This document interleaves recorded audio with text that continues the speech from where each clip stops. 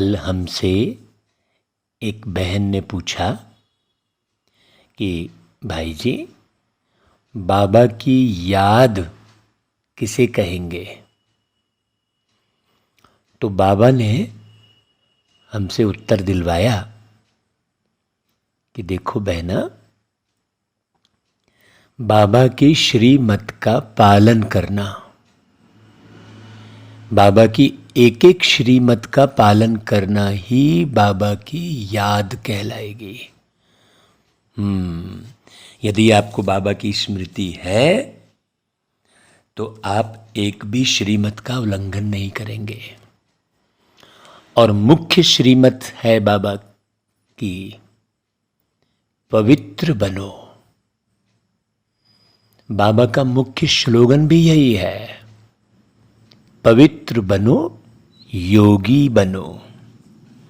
जब तक कोई भी आत्मा पवित्र नहीं बनती है तब तक वो योगी नहीं बन सकती। माना उसका योग परमात्मा के साथ नहीं जुट सकता। योग माना संबंध। और यदि आप श्रीमत का पालन कर रहे हैं तो आपका योग अवश्य जुटा रहेगा निरंतर। फिर आप घड़ी देखकर बाबा को याद नहीं करेंगे। कर्म तो ऐसे करेंगे जैसे आपको पता ही नहीं और कर्म हो गया। बाबा ने कहा उसके लिए कि बच्चे, कार्य तो सब हुआ पड़ा है, ड्रामे में फिक्स है। देखिए, ड्रामे में फिक्स क्या है? कर्म फिक्स है। कर्म फिक्स है और कर्म का परिणाम फिक्स है। बाकी पवित्र रहना यही मुख्य पुरुषार्थ है। और बाबा ने 4 दिसंबर 1991 में दादी के तन में प्रवेश करके पवित्रता के बारे में विस्तार से समझाया है। मुख्य बात पवित्रता को समझना है। पवित्रता क्या है?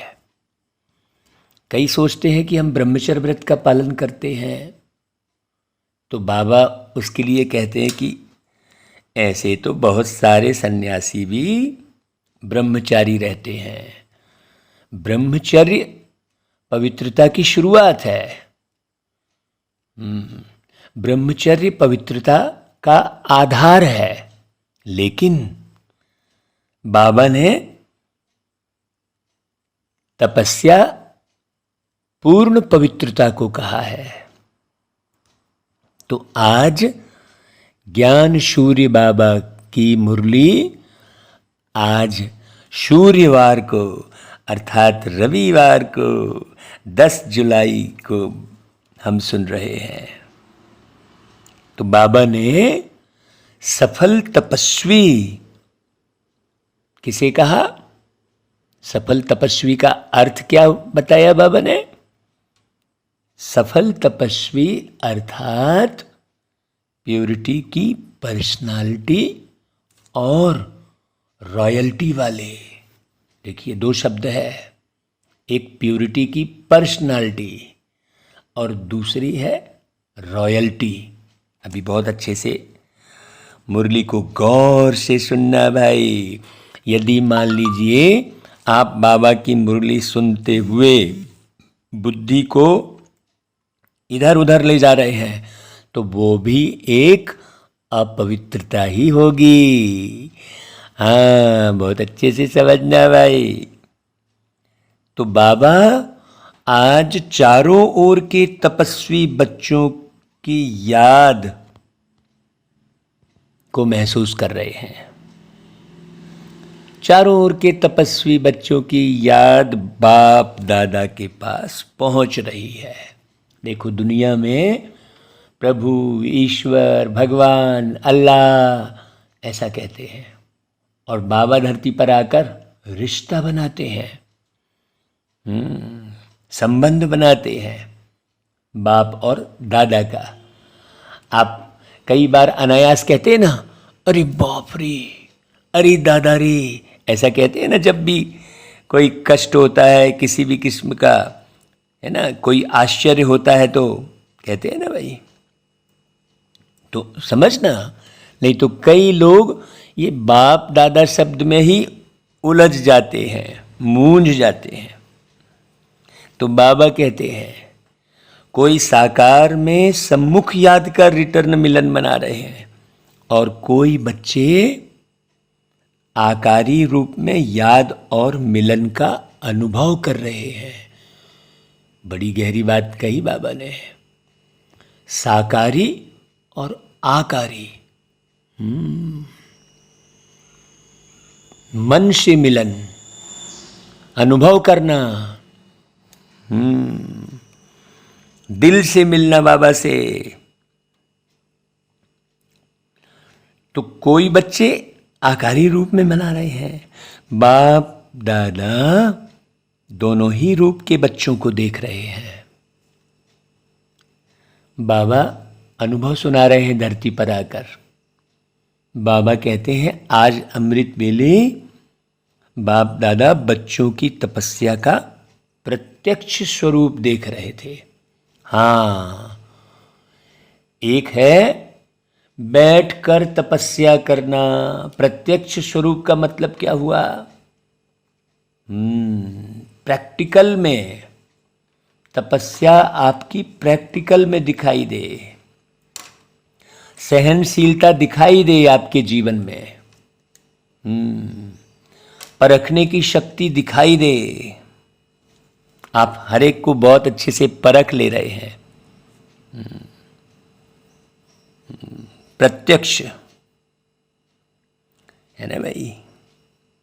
बाबा ने कहा कि भाई हर एक बच्चा अपने पुरुषार्थ प्रमाण तपस्या कर रहे हैं। भाई पुरुषार्थ, मुख्य पुरुषार्थ क्या है? समझने का। जब तक आप कोई बात को अच्छे से समझेंगे नहीं, तब तक उसे आप करेंगे कैसे? एक्यूरेट। आप कुछ का कुछ समझ गए तो आप कुछ का कुछ करते रहेंगे और उसे ही सही पुरुषार्थ समझते रहेंगे। इसलिए बाबा की वाणियों को एक्यूरेट समझना है। जब एक्यूरेट समझेंगे तो ही आप प्रत्यक्ष स्वरूप में दिखा पाएंगे। तो हर एक बच्चा अपने पुरुषार्थ प्रमाण तपस्या कर रहे हैं। लक्ष्य भी है और उमंग भी है। तपस्वी तो सभी हैं, क्योंकि ब्राह्मण जीवन की विशेषता ही तपस्या है। तपस्या का अर्थ क्या हुआ? तप यानी गर्म और स्या यानी कालक। मतलब ज्ञान की गहराइयों में उतरकर अपने मन की कालक को मिटाना सदा के लिए। तपस्या अर्थात एक के लगन में मगन रहना। जब अंदर की कालक अर्थात ब्लैक ओरा कह लो, चाहे कह लो उल्टी सुल्टी भावनाएं, गंदी भावनाएं, उन सबको हटाना है कि नहीं भाई? बहुत अच्छे से समझना। एक छोटी सी कहानी आती है कि एक जो है परमात्मा के ज्ञान को, गीता ज्ञान को, वेद के ज्ञान को सुनकर सब जगह उपदेश देता था, खूब उपदेश देता था और सबको समझाने की कोशिश करने में लगा रहता था। और एक नर्तकी थी, वो नर्तकी जो है नृत्य दिखाकर सबका मनोरंजन करती थी। तो नृत्य जो नर्तकी दिखाती थी उसके यहाँ ज़्यादा भीड़ रहती थी, और ये जो उपदेश देता था भाई, उसके पास सुनने वाले बहुत कम रहते थे। अब दोनों शरीर छोड़कर भाई भगवान के पास गए, तो वहाँ पर निर्णय लिया गया कि भाई कौन स्वर्ग जाएगा और कौन नरक। तो मालूम पड़ा कि वो उपदेश देने वाला नर्क जा रहा है, उसे नर्क मिल रहा है, और जो नर्तकी है उसे स्वर्ग मिल रहा है। तो ये उपदेश देने वाला क्रोधित हो गया। उसने कहा, अरे भाई, मैंने पूरे जीवन भर उपदेश दिया, लोगों को समझाया, और मुझे नर्क मिल रहा है, और ये नृत्य कर रही थी और इसे स्वर्ग मिल रहा है, ऐसा क्यों? तो उसे बताया गया, देखो भाई, तुम उपदेश दे रहे थे लेकिन मन में नर्तकी को देखने की भावना रखे हुए थे कि ये उपदेश दे लूं और फिर जाकर मैं भी जरा नर्तकी को देख कर आऊं। और नर्तकी जो है अपनी कला को भगवान पे समर्पित करके और लोगों को खुश कर रही थी। वो निरंतर परमात्मा की याद में थी, और तुम उपदेश देकर यही सोच रहे थे कि मैं तो बहुत ज्ञानी हूं, हाँ, सबको मैं समझा सकता हूं। और अंदर की जो भावनाएं थी, वो एक कशिश थी अंदर में कि मैं भी जाकर नर्तकी को देखूं, इतने सारे लोग देख रहे हैं। तो फिर स्वर्ग और नर्क की प्राप्ति किस आधार पर है? अंदर की भावनाओं के आधार पर है। आप चाहे कितनी भी अच्छी मुरली सुना लें, चाहे कितना भी ज्ञान बांट लें, कितना भी आप प्रोग्राम कर लें, बहुत अच्छे से समझना इस कहानी पर, कितना भी लोगों को खिला पिला दें, लेकिन अंदर की भावनाओं में यदि अपवित्रता है तो प्राप्ति नहीं होगी। तो तपस्या अर्थात एक के लगन में मगन रहना।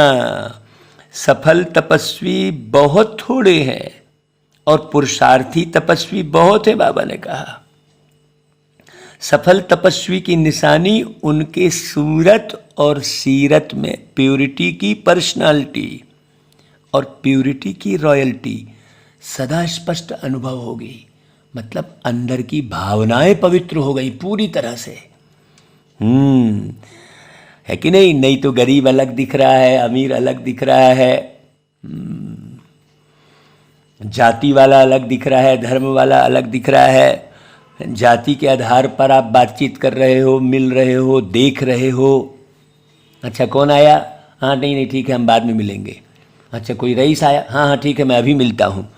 ऐसा लोग करते हैं।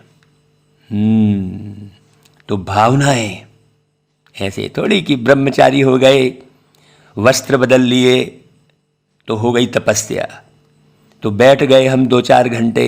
नहीं, प्यूरिटी की रॉयल्टी सदा स्पष्ट अनुभव होगी। तपस्या का अर्थ ही है मन वचन कर्म और संबंध संपर्क में अपवित्रता का अंश मात्र नाम निशान भी समाप्त होना। मन देह का भान बिल्कुल न रहे। हाँ मैं ज्ञानी हूं, ये भी देह का भान कहेंगे। अपने आप को खूब बुद्धिमान समझना, लॉबी खड़ी करना एक अपनी अलग, कूटनीति चलाना,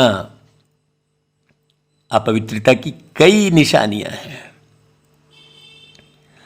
जब अपवित्रता समाप्त हो जाती है तो इस समाप्ति को ही संपन्न स्थिति कहा जाता है। मतलब बिल्कुल भी आकर्षण नहीं, केवल सर्विस, सेवा सेवा और सेवा। सेवा मतलब ऐसा थोड़ी है कि शोबाजी किए जा रहे हैं।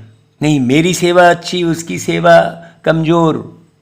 अपनी सेवा को ही ज़्यादा अच्छा समझना, औरों की सेवा को महत्व नहीं देना, ये भी अपवित्रता कहलाएगी भाई। बहुत अच्छे से समझना।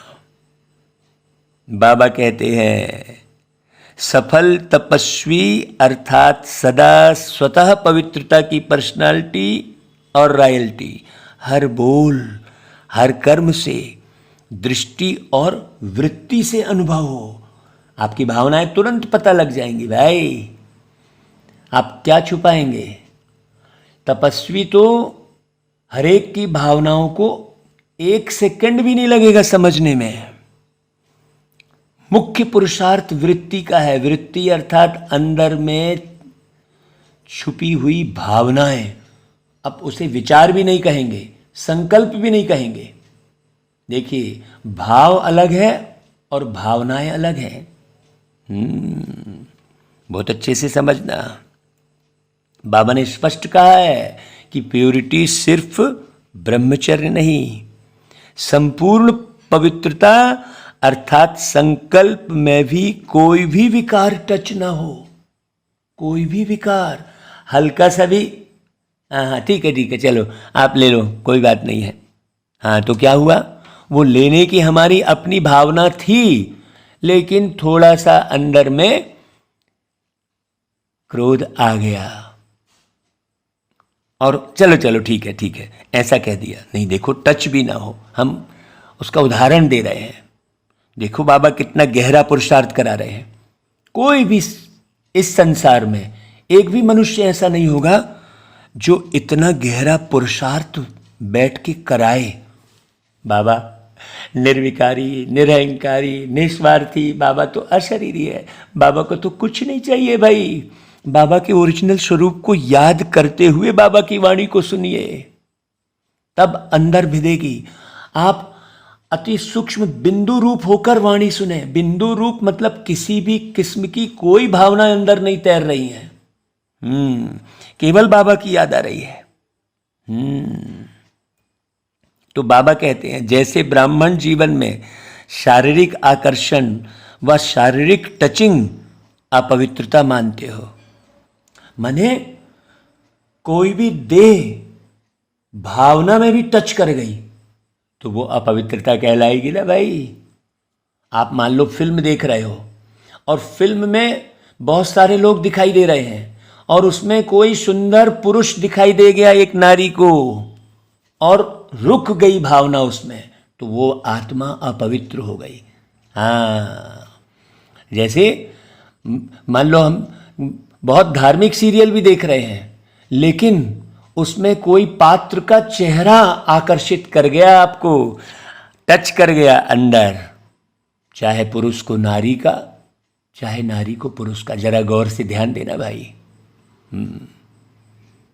आप गौर करना कि कोई भी अनमोल वचन लिख रहे हैं और उसमें एक नारी का चेहरा आप लगा रहे हैं, इसका मतलब देह का आकर्षण अंदर सूक्ष्म में भरा हुआ है। बहुत अच्छे से समझना। टचिंग कहा बाबा ने उसको, इसको भी अपवित्रता कहा जाएगा। तो बाबा की श्रीमत को हर कोई फॉलो कर ले। श्रेष्ठ बनना ऐसा कोई आसान नहीं है। मुरली चलाना तो बड़ा आसान है। बाबा कहते हैं ऐसे पवित्रता की पर्सनालिटी वाले, रॉयल्टी वाले मन बुद्धि से भी इस बुराई को टच नहीं करते। क्यों? क्योंकि सफल तपस्वी अर्थात संपूर्ण वैष्णव। अब जैसे फिल्म देखा, फिल्म देखने के बाद उस व्यक्ति से मिलने की इच्छा हो रही है। क्यों? क्योंकि वो खूबसूरत लग गया देह से। उसको फिर पाने की इच्छा होने लग जाएगी, उससे बात करने की इच्छा होने लग जाएगी। बहुत अलग बात हो गई। हाँ भाई, आप उसे अशरीरी बनाने की भावना को लेकर आप उसको माइक के रूप में आप मिलने जा रहे हैं कि हाँ भाई ये अगर आ जाएगा तो बहुत सारी सेवा हो जाएगी, वो अलग हो गई। लेकिन जरा अंदर की भावनाओं को गौर करना, वहीं से आपको धोखा मिलता है। आपके अपने अंदर की भावनाएं ही आपको धोखा देती हैं, दुनिया में और कोई धोखा नहीं देता। तो बाबा ने बहुत गहरी बात बताई। बाबा ने कहा वैष्णव कभी बुरी चीज को टच नहीं करते हैं। हाँ, तो उन्हों का है स्थूल और आप ब्राह्मण वैष्णव आत्माओं का है सूक्ष्म। वो स्थूल चीज को वो जाति के आधार पर, अरे वो नीच जाति का है उसको हाथ का नहीं छूना, वो इस आधार पर चल रहे होते हैं। अरे तुमने जूठा कर दिया खाने, है ना, वो अनाज को जूठा, और ये सब मानते रहेंगे दुनिया भर का। वो स्थूल में फॉलो करते हैं और हम सूक्ष्म मतलब अंदर की भावनाओं को पवित्र करते हैं। तो बुराई को टच ना करना यही तपस्या है।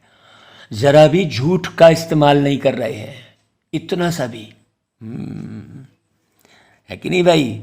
अब भाई सेफ्टी होने के लिए आप जो है कोई बहाना कर ले रहे हैं जिससे किसी का कोई नुकसान नहीं हो रहा है ना भाई।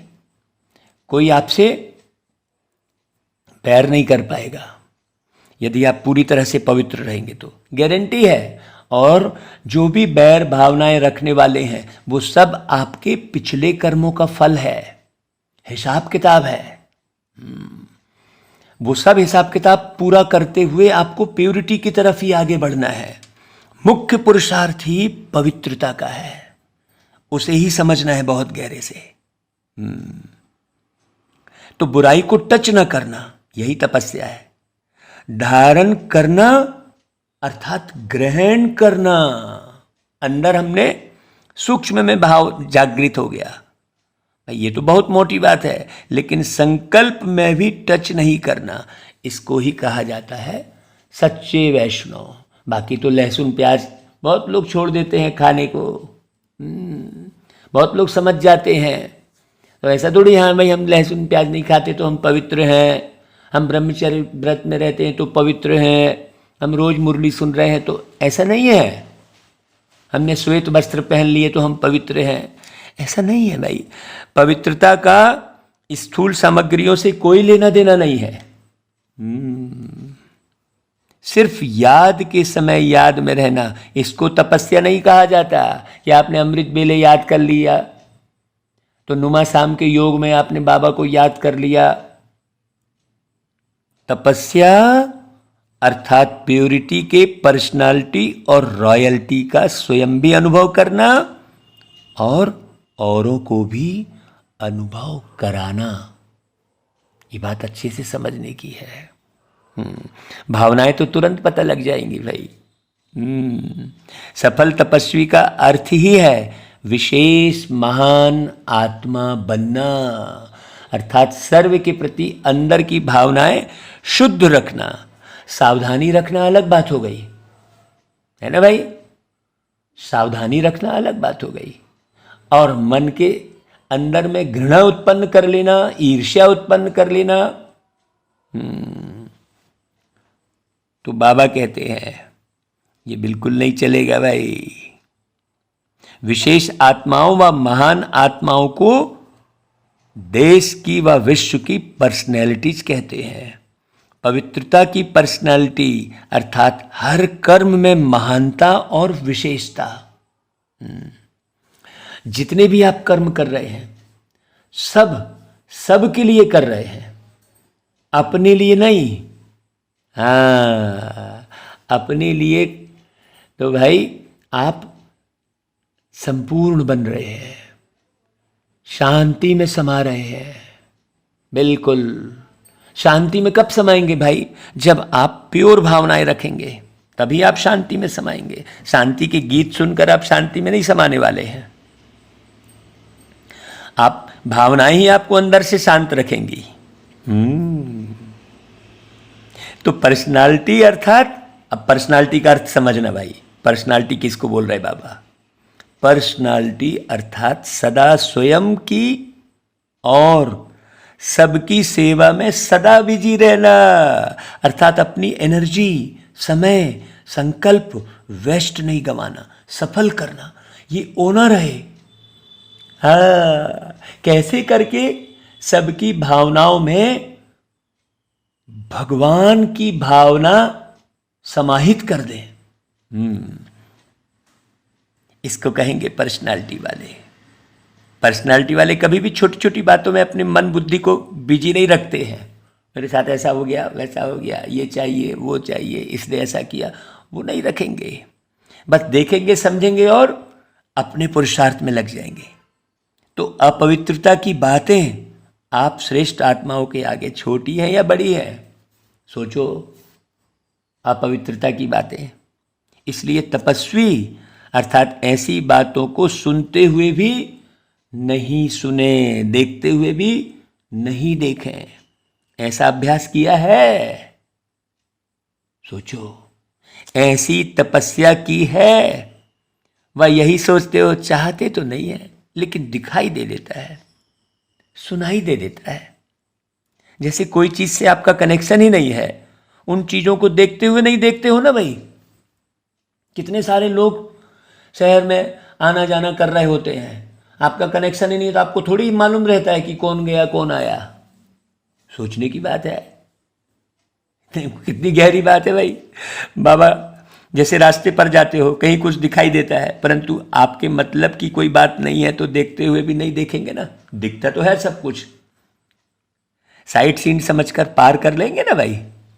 ऐसे जो बातें सुनते हो, देखते हो, आपके काम की नहीं है तो सुनते हुए नहीं सुनो, देखते हुए ना देखो। क्यों? दिखेगा तो अभी खूब पांचों विकार वार करेंगे, पांचों तत्व वार करेंगे, अभी तो बेहद रूप में दिखेगा। अगर मन बुद्धि में धारण किया कि ये ऐसे है वो वैसे है, इसको कहा जाएगा व्यर्थ बुराई को टच किया। अर्थात सच्चा वैष्णवपन संपूर्ण रूप से नहीं है। प्योरिटी के पर्सनालिटी में परसेंटेज कम, अर्थात तपस्या की परसेंटेज कम। तो समझा भाई, बाबा क्या बोलते हैं, तपस्या क्या है, उस गहराई में उतरो। इस विधि से अपने आप को चेक करो। तपस्या वर्ष में तपस्या का प्रत्यक्ष स्वरूप प्यूरिटी की पर्सनालिटी अनुभव करते हो। पर्सनालिटी कभी छिप नहीं सकती, प्रत्यक्ष दिखाई जरूर देती है। अब अंदर की भावनाएं जरूर दिखाई देगी भाई। जैसे साकार ब्रह्मा बाबा को देखा, प्योरिटी की पर्सनालिटी कितनी स्पष्ट अनुभव करते थे। ये तपस्या के अनुभव की निशानी अब आप द्वारा औरों को भी अनुभव हो। एकदम सहजपन। शांत रहना, तो दुनिया में शांत तो बहुत लोग रह लेते हैं। चुप, अरे दुनिया में तो मौन बहुत लोग रह लेते हैं, महीनों महीनों मौन रहते हैं। चुप रहना, मौन में रहना, ये तो बाह्य पुरुषार्थ है, इससे थोड़ा लाभ मिलेगा आपको। लेकिन अंदर की भावनाओं को एकदम भगवान की भावनाओं के साथ जोड़ देना, निराकार बन जाना। भाई शरीर को चलाने अर्थ तो आपको मिलेगा ही। प्रकृति में आप आए हो, धरती में आए हो, तो शरीर को चलाने अर्थ तो आपको मिलेगा ही। उसके लिए उतना कोई सोचने की आवश्यकता ही नहीं है। हर एक चीज मिलेगी जो आवश्यकता की होगी। लेकिन आप हवस के शिकार रहेंगे, चाहे वो खाने के लिए ही क्यों ना हो। नहीं तो जनरली लोग क्या करते हैं, 2 रोटी की भूख है तो वो 6 रोटी इसलिए रख लेंगे कि शाम को खाने की काम आएगी। उन्हें ये नहीं मालूम है कि 2 घंटे में ही वो खाना पूरा खराब हो जा रहा है, उसमें बैक्टीरिया आ जा रहा है। लेकिन हवस, अरे भाई जब आप धरती पर जन्म लिए थे तो क्या दूध को संग्रहण करके लाए थे क्या आप? सोचने की बात है कि दूध के लिए पुरुषार्थ किया था आपने। बचपन में जो आपको दूध मिला पैदा होते ही, वो कहाँ से मिल गया आपको? इंतजाम वो परमात्मा इस धरती पर आपके लिए पहले कर देता है, पहले ही कर देता है। आपको बस कर्म करके उसे, माने थाली सामने माँ रख देती है, बच्चे को उठा के खाना ही बस है। बड़ी गहरी बात है। और कैसे इंतजाम करता है? आपके कर्म और आपकी योग्यता के आधार पर इंतजाम कर देता है कि हाँ ये बच्चा ऐसा है। इंतजाम तो पहले से ही है। ये पूरी प्रकृति क्या आपने बनाई क्या? सोचने की बात है। ये नदियों का पानी, ये बादल, ये धरती, ये सब आपने बनाई क्या? ये तो आपके लिए पहले से ही बनी बनाई है। सिस्टम पूरा सेट है। आप क्यों अपनी भावनाओं को खराब करते हैं? तो बाबा कह रहे हैं देखो सभी मिलन मनाने आए हैं ना, तो बाप दादा भी मिलन मनाने के लिए आप जैसे व्यक्त शरीर में आते हैं। देखो बाबा उदाहरण दे रहे हैं, समान बनना पड़ता है ना बाबा को भी। देखो आप साकार में हो तो बाप को भी साकार तन का आधार लेना पड़ता है ना आपसे बातचीत करने के लिए। वैसे ही आपको व्यक्त से अव्यक्त बनना है ना भाई, है ना भाई। आपको व्यक्त से अव्यक्त बनना है या अव्यक्त को व्यक्त बनना है? कायदा क्या कहता है? अव्यक्त बनना है ना भाई। तो फिर अव्यक्त को व्यक्त में क्यों लाते हो? देखो कितनी गहरी बात, और गहरी बात कर रहे हैं बाबा। जब आपको भी अव्यक्त ही बनना है तो अव्यक्त को अव्यक्त ही रहने दो ना। अव्यक्त मिलन के अनुभव को बढ़ाते चलो। हाँ, अंतर हृदय का मिलन, उसको शो मत करो, वो स्वतः ही सबको समझ में आ जाएगा। आप चुपचाप सहो, दुनिया के हर सरकमस्टांस को आप सहो, लोगों को खुद पता लग जाएगा। ये हमारे अपने जीवन का अनुभव है।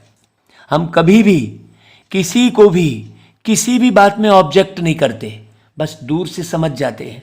जो सुनने वाला है, जो साथ रहने वाला है, उसको समझा देंगे भाई। अब समझ जाए और समझाते समय किसी को बुरा लग रहा है, कोई उसको उल्टे भाव में ले रहा है, तो वो अपना ही खाता खराब कर रहा है। बहुत अच्छे से समझना है। बाबा व्यक्त और अव्यक्त की बात बड़ी गहरी कर रहे हैं। व्यक्त और अव्यक्त का अर्थ भी आपको समझना है कि व्यक्त और अव्यक्त क्या है।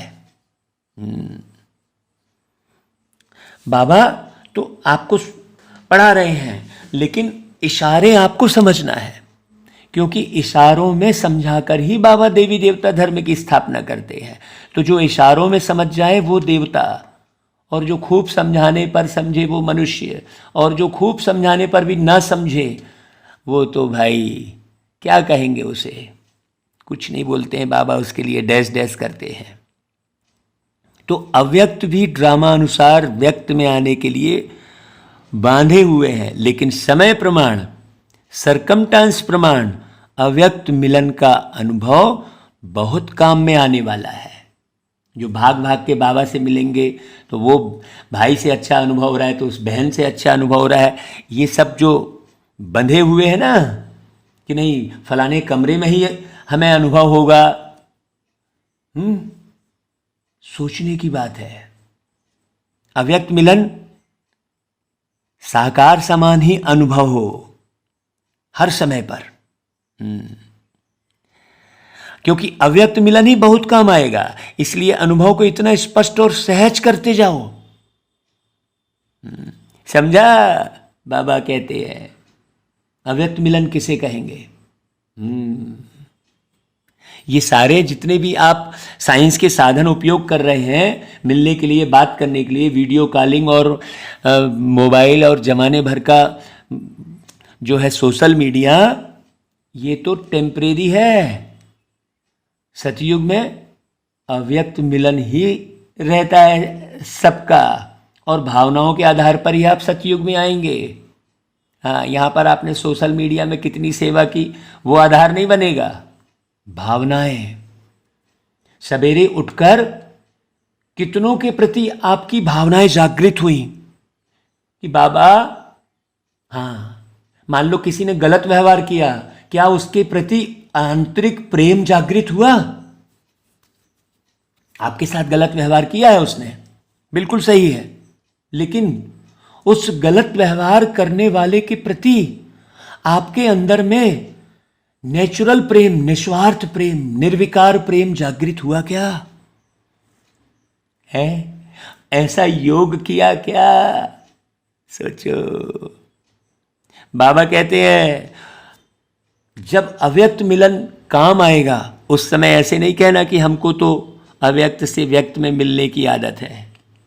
जैसा समय वैसे मिलन मना सकते हो, समझा? तो बाबा से मिलना किसे कहेंगे?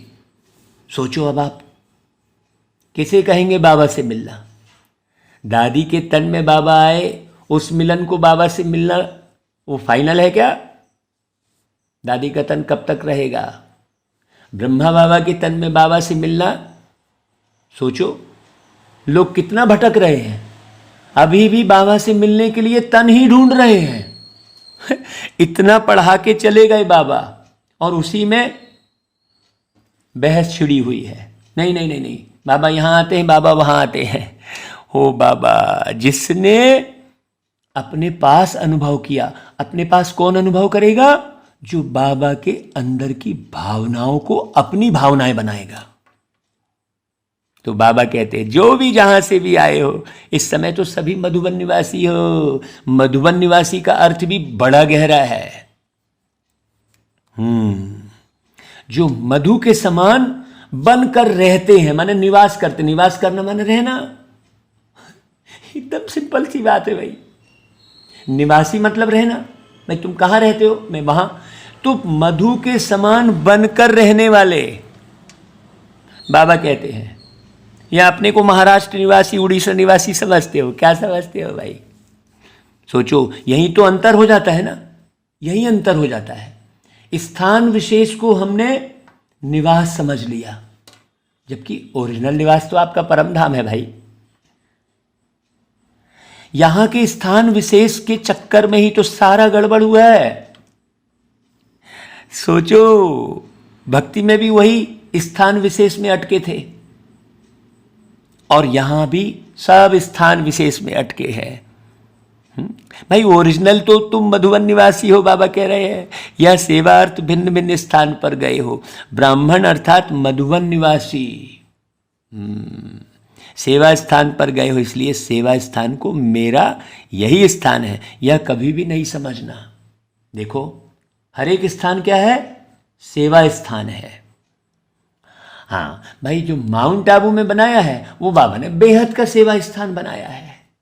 हाँ, वहाँ सभी जाति, सभी धर्म, सभी स्थान के लोग इकट्ठे रहकर दिखा रहे हैं, तो वो एक बेहद की सेवा है। वो माने जो आज एक परिवार में सगे भाई भाई नहीं रह पा रहे हैं और वहाँ प्यारे बाबा ने हर जाति हर धर्म के लोगों को इकट्ठे रखकर दिखाया है, तो वो बेहद का सेवा स्थान है।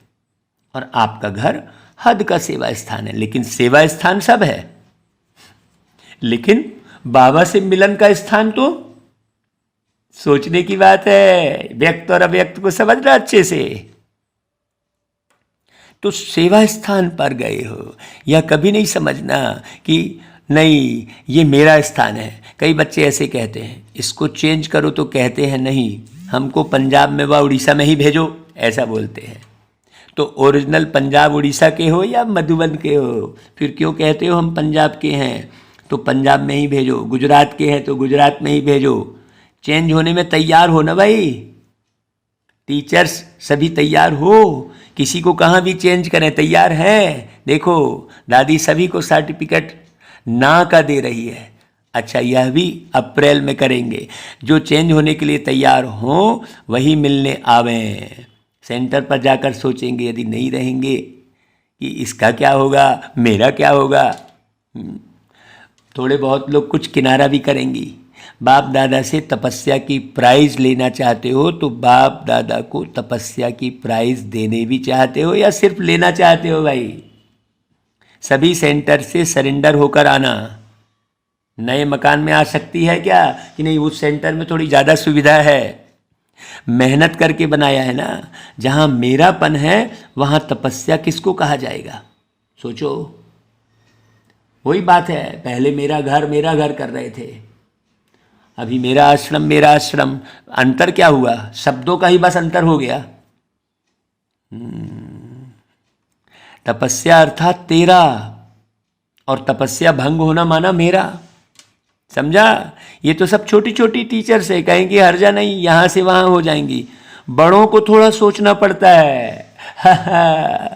अच्छा भाई, बाबा बहुत गहरे इशारे दे रहे हैं। जो सेंटर पर आने वाले हैं वो भी सोचते होंगे हमारी टीचर चली जाएगी। तो आप सभी भी एवर रेडी हो ना भाई। केवल टीचर्स की बात नहीं कर रहे हैं बाबा, कोई भी कहाँ भी चली जाए, हमको तो सुनना मुरली है। वह कहेंगे हमको तो यही टीचर चाहिए। जो समझते हैं कि कोई भी टीचर मिले उसमें राजी है वह हाथ उठावे।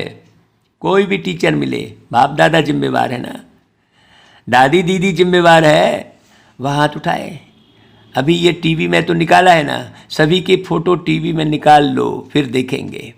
अंतिम पेपर का क्वेश्चन ही यहाँ आना है, नष्टो मोहा स्मृति स्वरूप।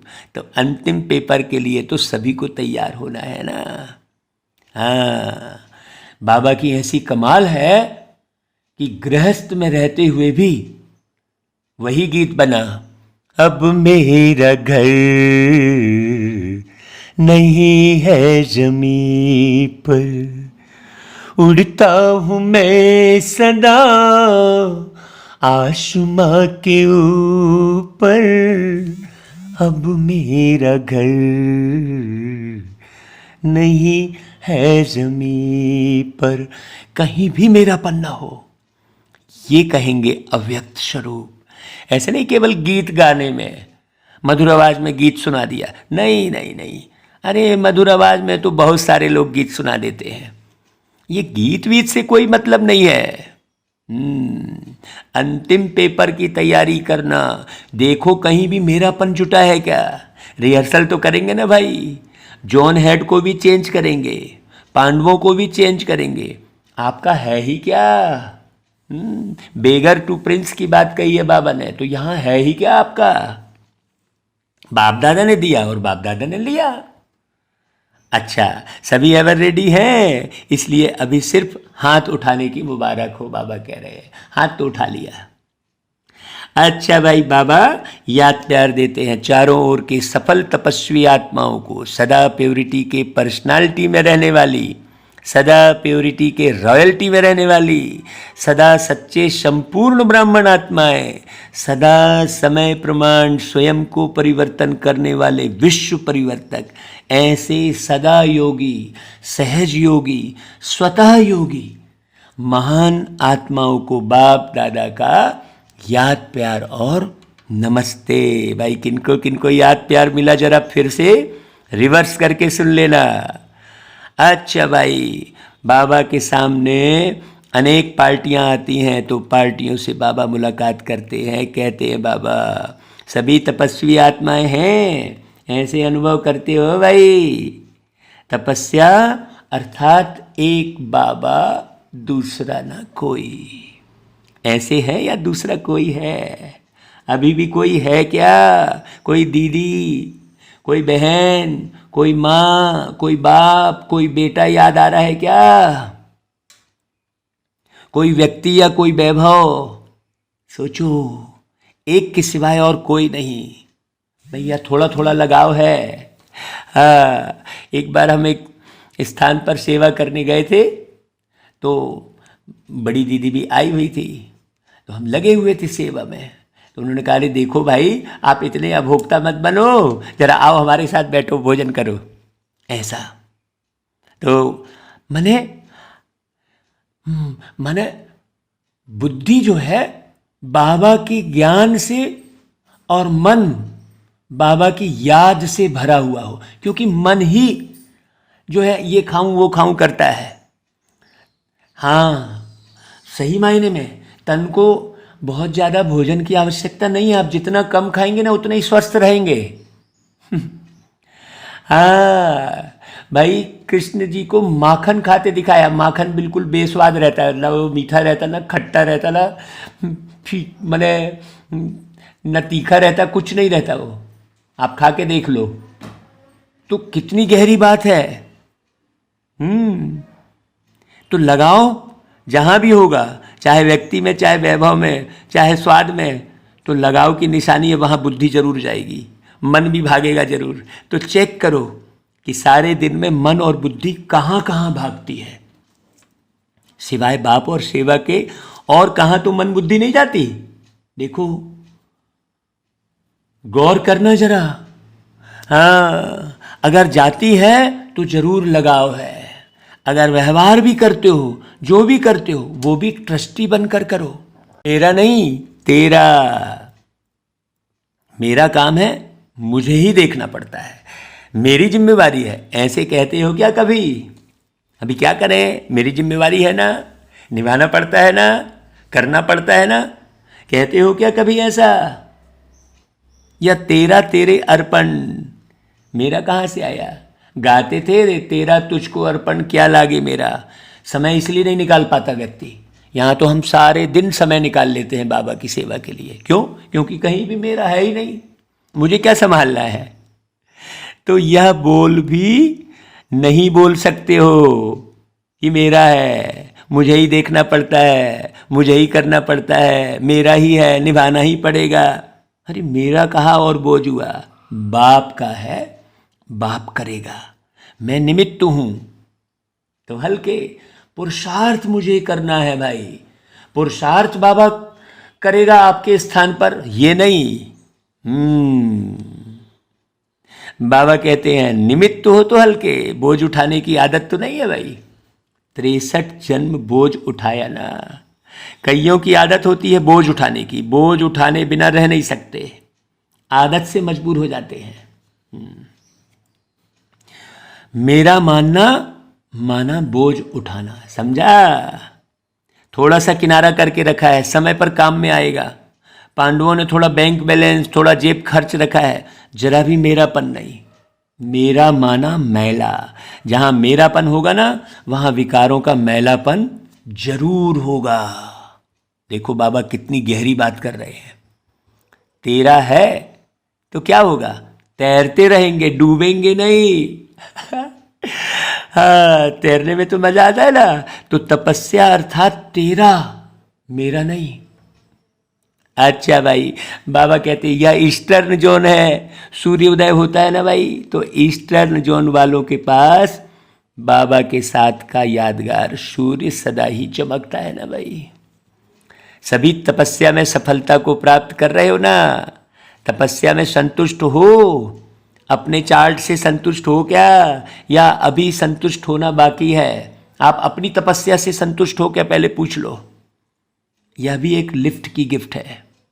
गिफ्ट जो होती है उसमें खर्चा नहीं करना पड़ता, खरीदने की मेहनत नहीं करनी पड़ती है, गिफ्ट तो मिलती है। एक तो है अपना पुरुषार्थ और दूसरा है विशेष बाबा द्वारा गिफ्ट मिलना। तो तपस्या वर्ष एक गिफ्ट है, सहज अनुभूति की गिफ्ट। जितना जो करना चाहे कर सकता है, मेहनत कम, निमित्त मात्र, और प्राप्ति ज्यादा कर सकते हैं। अभी भी समय है, वर्ष पूरा नहीं हुआ है, अभी भी जो लेना चाहो ले सकते हो। आज देखो बाबा 10 जुलाई की मुरली में कह रहे हैं कि अभी भी जो लेना चाहो ले सकते हो, टाइम दे रहे हैं बाबा। इसलिए सफलता का सूर्य ईस्ट में जगाओ। देखो, हाँ, उत्तर न दक्षिण न पश्चिम, देखो पूरब। भाई सूर्य पूर्व से उदय होता है, बहुत गहरी बात है।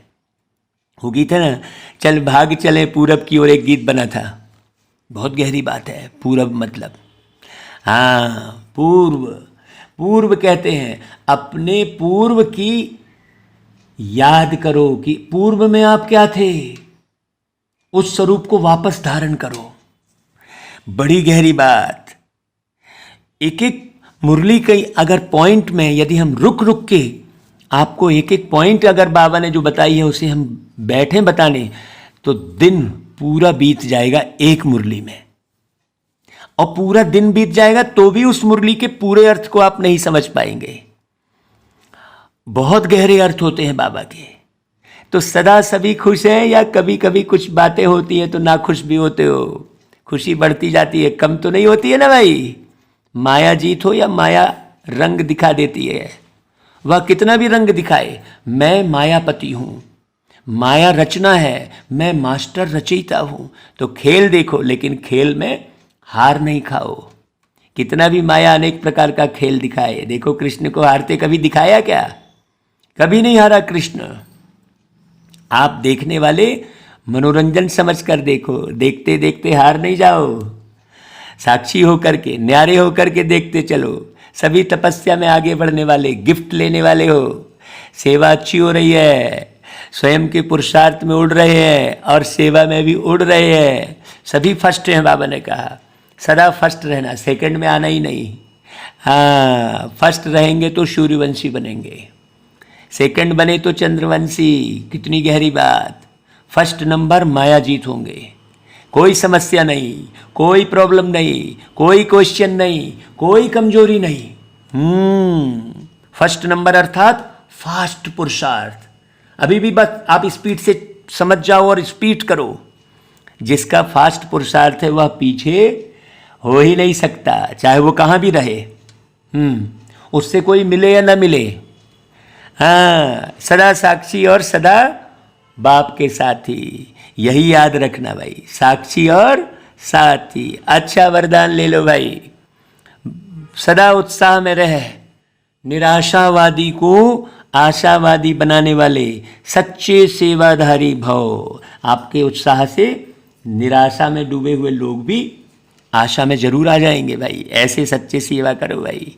ब्राह्मण अर्थात हर समय उत्साह भरे जीवन में उड़ने और उड़ाने वाले। उनके पास कभी निराशा आ ही नहीं सकती। कोई उनसे अच्छे से बात करे या ना करे, कोई संबंध बनाए या ना बनाए, उसका तो बाबा से संबंध बना हुआ है। समझने वाला ही समझेगा। क्यों? उसके पास निराशा क्यों नहीं आएगी? क्योंकि उनका ऑक्यूपेशन ही है निराशावादी को आशावादी बनाना। यही सच्ची सेवा है। क्योंकि सब टूट चुके हैं इस दुनिया में, तो कौन भरेगा उत्साह भाई? जब तक उत्साह नहीं भरेंगे वो उड़ के परमधाम जाएंगे कैसे? सोचने की बात है। सबको तो परमधाम तो ले ही जाना है ना भाई, तब तो सतयुग का निर्माण कर पाएंगे। नहीं ऐसे ही चलता रहेगा क्या? सोचो, उत्साह है तो जीवन जीने का मजा है। अभी उत्साह किस तरफ? पूरी मुरली सुन लिए भाई। उत्साह किस तरफ? जैसे शरीर में श्वास की गति यथार्थ चलती है तो अच्छी तंदुरुस्ती मानी जाती है, ऐसे ब्राह्मण जीवन अर्थात उत्साह, निराशा नहीं कि क्या करें, अब थक गए, अब हम सोएंगे। अरे भाई, योगी को ज़्यादा आराम के संकल्प ही नहीं आएंगे। जो योगी होगा ना, उसके पास आराम के संकल्प ही नहीं आएंगे, थकान के। वो तो बस शरीर को 10 मिनट रेस्ट देगा और फिर भागेगा फटाफट। अच्छा भाई, स्लोगन, बीती को बीती कर दो और बीती बातों से शिक्षा लेकर के आगे के लिए सावधान रहो। हाँ, बस शिक्षा लो और आगे बढ़ो। अच्छा भाई, ओम शांति। आज की मुरली को आप कम से कम 10 बार तो जरूर सुनना भाई। आप 10 बार सुनना इसको और मनन चिंतन करके आप बताना। और जो YouTube पर सुन रहे हैं वो कमेंट करना भाई। हाँ, कि भाई आज बाबा ने आपके लिए क्या बोला है, बाबा ने क्या कहा, ये नहीं, आपके लिए क्या बोला है और आप कौन सा पुरुषार्थ कर रहे हैं। अपने पुरुषार्थ को भी शेयर कर सकते हैं। क्यों? क्योंकि आप जब कमेंट में अपना पुरुषार्थ शेयर करते हैं तो बहुत सारे लोग पढ़ते हैं। तो आप क्या कर रहे हैं उसे भी कमेंट करिए भाई। हाँ, इसने ऐसा किया, उसको वैसा नहीं करना चाहिए, ऐसा होना चाहिए, वैसा होना चाहिए, ये कमेंट आप कर रहे हैं नहीं। आप पुरुषार्थ शेयर कीजिए, आप कैसा पुरुषार्थ कर रहे हैं। हाँ, आप अपना अनुभव सुनाइए ज़्यादा से ज़्यादा। आप कैसा पुरुषार्थ कर रहे हैं, कितने बजे उठ रहे हैं, बाबा से कैसी बातें हो रही हैं, आप किस विषय विकार पर कैसे जीत हासिल किए हैं। अगर आपने जीत लिया है तो पहले तो आप अपने आप को चेक करो कि आपने सारे विकारों को जीता है कि नहीं जीता है। अच्छा, कुछ परसेंटेज जीता है तो कितना % जीता है, ये सब शेयर करना चाहिए। हाँ, अच्छा भाई, ओम शांति।